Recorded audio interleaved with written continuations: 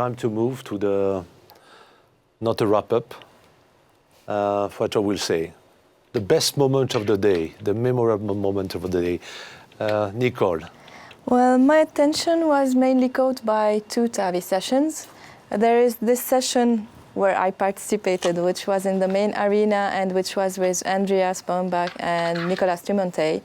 And in this session, we presented the new advances in TAVI techniques and also an overview of the currently available valves. So for me, it looked like a very interesting session. And another one is actually a joint session with the TVT, and it's a case-based learning session. It addressed the coronary artery disease and TAVI, this situation that we often face in our daily practice. And it had three cases, one with lesions before the procedure, diagnosed before the procedure, one after the procedure, and a case where it was a tricky case of a risk of coronary occlusion during the TAVI. So in case you missed these two sessions, you just know that you can watch these sessions as of tomorrow online, and they will be available for you for a good while. Thank you. Thank you, Nicole. William. Well, I had a tremendously exciting day, but if I have to pick one, I have to say I was very impressed by Peter Wodymski's overview of the status of intervention for the treatment of ischemic stroke. I recall that in 2012, we did invite Prof. Jacques Moret, who was a well-known neurointerventionalist here in Paris, to come to EuroPCR and to tell us about what was cooking at that moment, that is mechanical intervention for treatment of ischemic stroke. And he said, you better prepare yourself because we're too few. And the day the evidence will be there, neurointerventionalists will not be sufficient in numbers and in availability to actually deliver care.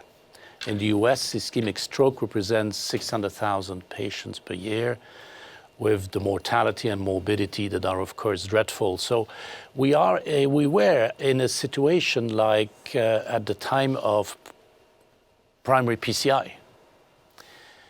And 8 years later, what has been achieved is amazing because the evidence is very strong in favor of pharmacoinvasive. The outcome of patients who are good candidates for this therapy is just incredibly good. It is as rewarding, if not more, than a primary PCI for STEMI.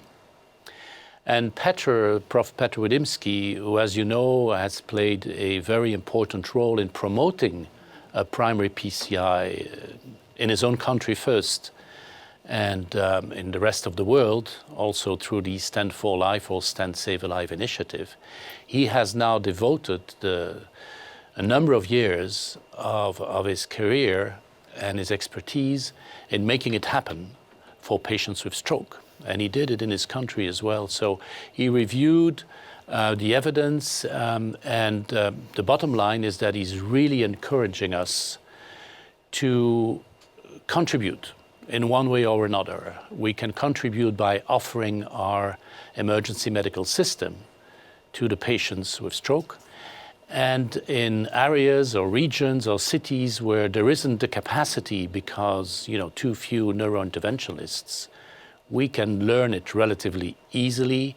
There has been a consensus from the various scientific societies on how much time it would take for us to become proficient in being part of the stroke intervention team.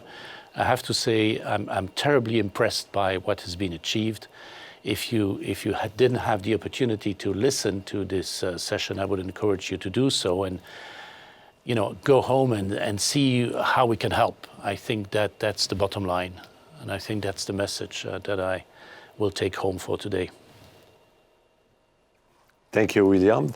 For myself, I think that was two coronary sessions. One was the first session on the left main disease.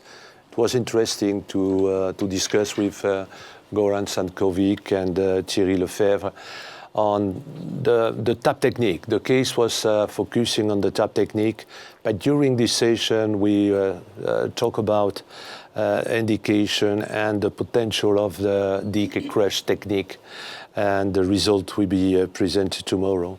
And it should be interesting, because for those who are interested in this kind of the treatment of quite difficult anatomy with heavy calcified lesion, there will be another session Saturday on Channel 2, on Main Arena, Saturday on Main Arena, on the treatment of calcified lesion. And in this session Saturday, we will focus more on the other technique on the left main. I think it's a channel 2.